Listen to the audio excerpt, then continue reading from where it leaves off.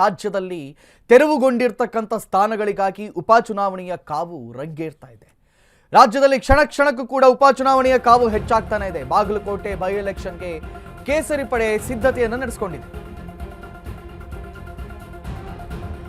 ಮೇಟಿ ಅವರ ನಿಧನದಿಂದಾಗಿ ತೆರವುಗೊಂಡಿರ್ತಕ್ಕಂಥ ಸ್ಥಾನಕ್ಕೆ ಭಾರೀ ಪೈಪೋಟಿ ಎದುರಾಗ್ತಾ ಇದೆ. ಅಭ್ಯರ್ಥಿ ಆಯ್ಕೆಗೆ ಬಿಜೆಪಿ ನಾಯಕರು ಮೀಟಿಂಗ್ ಅನ್ನು ನಡೆಸ್ತಾ ಇದ್ದಾರಂತೆ.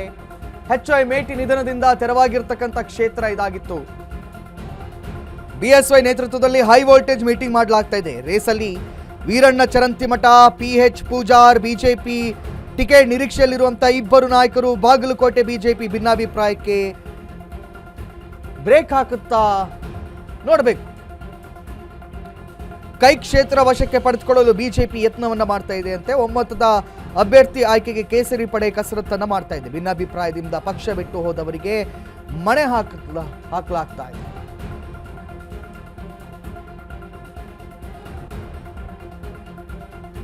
ಇದುವರೆಗೆ ಭಿನ್ನಾಭಿಪ್ರಾಯದಿಂದ ಯಾರೆಲ್ಲ ಬಿಟ್ಟು ಹೋಗಿದ್ರು ಅವ್ರನ್ನೆಲ್ಲರನ್ನ ವಾಪಸ್ ಪಕ್ಷಕ್ಕೆ ಕರ್ಕೊಂಡು ಬನ್ನಿ ಅಂತ ಹೈಕಮಾಂಡ್ ಹೇಳ್ತಾ ಇದೆ. ಇಲ್ಲ ಹಿಂಗೆ ಬಿಡುಕುಗೊಂಡು ದೂರ ಇದ್ರೆ ನಮಗೆ ಗೆಲ್ಲೋಕೆ ಸಾಧ್ಯವಿಲ್ಲ, ಹಾಗಾಗಿ ಆದಷ್ಟು ಎಲ್ಲರೂ ಈಗ ಒಟ್ಟಿಗಿರುವಂತಹ ಅನಿವಾರ್ಯತೆ ಬಂದಿದೆ ಅಂತ ಬಿಜೆಪಿ ಮೀಟಿಂಗ್ ಮೇಲೆ ಮೀಟಿಂಗ್ ಮಾಡ್ತಾ ಇದೆಯಂತೆ.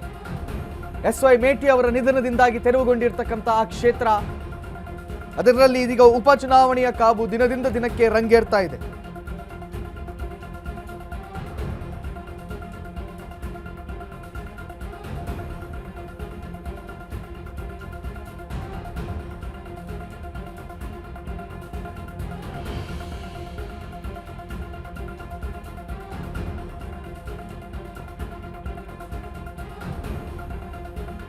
ಎಸ್, ಮಾಜಿ ಸಚಿವ HY ಮೇಟಿ ನಿಧನದಿಂದ ತೆರವಾಗಿರುವಂತಹ ಬಾಗಲಕೋಟೆ ವಿಧಾನಸಭಾ ಕ್ಷೇತ್ರದ ಉಪಚುನಾವಣೆ ಎದುರಾಗ್ತಾ ಇದೆ. ಇದಕ್ಕೆ ಎರಡೂ ಪಕ್ಷಗಳು ಕೂಡ ತೀವ್ರತರವಾಗಿ ಪೈಪೋಟಿಗೆ ಮುಂದಾಗ್ತಾ ಇವೆ. ವೀರಣ್ಣ ಚರಂತಿಮಠ್, PH ಪೂಜಾರ್ ಇವರಿಬ್ಬರಲ್ಲಿ ಯಾರು ನಿಲ್ಲಿಸಬೇಕು ಅಂತ BSY ನೇತೃತ್ವದಲ್ಲಿ ಹೈ ವೋಲ್ಟೇಜ್ ಮೀಟಿಂಗ್ ಆಗ್ತಾ ಇದೆ. ಎಸ್, ಇನ್ನು ಈ ವಿಚಾರದ ಕುರಿತಾಗಿ ಹೆಚ್ಚಿನ ಮಾಹಿತಿಯನ್ನು ನೀಡೋದಕ್ಕೋಸ್ಕರ ನಮ್ಮ ಪ್ರತಿನಿಧಿ ಆನಂದ್ ದೂರವಾಣಿ ಸಂಪರ್ಕದಲ್ಲಿದ್ದಾರೆ. ಆನಂದ್, ಮೇಟಿ ಅವರ ನಿಧನದಿಂದಾಗಿ ತೆರವುಗೊಂಡಿರ್ತಕ್ಕಂಥ ಆ ಸ್ಥಾನದಲ್ಲಿ ಭಾರೀ ಪೈಪೋಟಿ ಇದೆಯಂತಲ್ಲ, ಈ ಏನ್ ರೀತಿ ಮೀಟಿಂಗ್ ಆಗ್ತಾ ಇದೆ, ಯಾವ ರೀತಿ ಮೀಟಿಂಗ್ ಆಗ್ತಾ ಇದೆ, ಯಾರಿಗೆ ಸಿಗುವಂತ ಚಾನ್ಸಸ್ ಹೆಚ್ಚಿದೆ ಮತ್ತು ಆ ಭಾಗದ ಜನರು ಯಾರನ್ನ ಮೆಚ್ಚುತ್ತಾರೆ ಅನ್ನುವಂಥ ಪ್ರಶ್ನೆ ಇಲ್ಲಿ ಆನಂದ್. ಕಾರ್ತಿಕ್, ಏನು ಅಂದ್ರೆ ಬಾಗಲಕೋಟೆ ಮತಕ್ಷೇತ್ರದಲ್ಲಿ ಶಾಸಕರಿದ್ದ ಸಂದರ್ಭದಲ್ಲಿ HY ಮೇಟಿ ಅವರು ನಿಧನವಾದರು. ಈ ಹಿನ್ನೆಲೆಯಲ್ಲಿ ಈಗ ಈ ಕ್ಷೇತ್ರದಲ್ಲಿ ಉಪಚುನಾವಣೆ ಮಾತ್ರ ಗ್ಯಾರಂಟಿ ಆಗೋದು. ಈ ಹಿನ್ನೆಲೆಯಲ್ಲಿ ಈಗಾಗಲೇ ಬಿಜೆಪಿ ಮತ್ತು ಕಾಂಗ್ರೆಸ್ ಪಕ್ಷದ ನಡುವೆ ತೀವ್ರ ಒಂದು ಪೈಪೋಟಿ ಏರ್ಪಟ್ಟಿದೆ. ಆಯಾ ಪಕ್ಷಗಳ ಮುಖಂಡರು ಯಾರಿಗೆ ಅಭ್ಯರ್ಥಿ ಮಾಡಬೇಕು ಮತ್ತೆ ಯಾರಿಗೆ ಕೊಟ್ಟರೆ ಗೆಲುವು ಸಾಧ್ಯತೆ ಎಂಬುದು ಚರ್ಚೆ ಆಗ್ತಾ ಇದೆ. ಏನು ಕಳೆದ ದಿನ ಅಷ್ಟೇ ಒಂದು ರಾಜ್ಯ ಮಟ್ಟದ ಬಿಜೆಪಿ ಪಕ್ಷದಲ್ಲಿ ಒಂದು ಕಾರ್ಯಕಾರಿಣಿ ಸಭೆ ನಡೆಯಿತು. ಆ ಸಭೆಯಲ್ಲಿ ಜಿಲ್ಲಾ ಮುಖಂಡರು ಸೇರಿದಂತೆ ರಾಜ್ಯ ಘಟಕದ ಮುಖಂಡರು ಸಹ ಉಪಸ್ಥಿತರಿದ್ದರು. ಅಂದ್ರೆ ನಮ್ಮ ಜಿಲ್ಲಾ ಮುಖಂಡರಾಗಿರುವಂತ ಯಾರು ಬಿಜೆಪಿಯ ಉಪಾಧ್ಯಕ್ಷರಾಗಿರುವಂತಹ ಮಾಜಿ ಸಚಿವರಾಗಿರುವಂತಹ ಮುರುಗೇಶ್ ನಿರಾಣಿ ಅವರ ನೇತೃತ್ವದಲ್ಲಿ ಈ ಜಿಲ್ಲೆಯ ಬಗ್ಗೆನ ಒಂದು ಚರ್ಚೆ ಆಗಿದೆ. ಈ ಸಂದರ್ಭದಲ್ಲಿ ಸದಾನಂದ ಗೌಡರು ಇದ್ರು ಮತ್ತು ಯಡಿಯೂರಪ್ಪನವರು ಸೇರಿದಂತೆ ಗೋವಿಂದ ಕಾರಜೋಳ ಅವರು ಸೇರಿದಂತೆ ನಮ್ಮ ಬಾಗಲಕೋಟೆ ಜಿಲ್ಲೆಯ ಕೆಲ ಬಿಜೆಪಿ ಮುಖಂಡರು ಸಹ ಒಂದು ಉಪಸ್ಥಿತರಿದ್ದರು. ಈ ಸಂದರ್ಭದಲ್ಲಿ ಪಕ್ಷದಲ್ಲಿ ಇರುವಂತಹ ಭಿನ್ನಮತಗಳು ಅನ್ನೋ ಸತ್ಯವನ್ನು ಒಪ್ಪಿಕೊಂಡಿದ್ದಾರೆ.